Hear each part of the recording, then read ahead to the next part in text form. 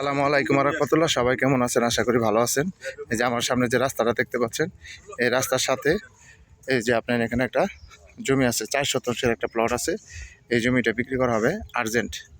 এই যে আপনার সামনে একটা স্কুল আছে, এটা হচ্ছে আপনার কালিয়াকৈর উপজেলা সাগারসর মৌজা। এই যে স্কুল দেখতে পাচ্ছেন, এটা হচ্ছে রাস্তা। এই রাস্তার সাথেই আপনার এখানে এই জমিটা বিক্রি করা হবে 4 শতাংশ।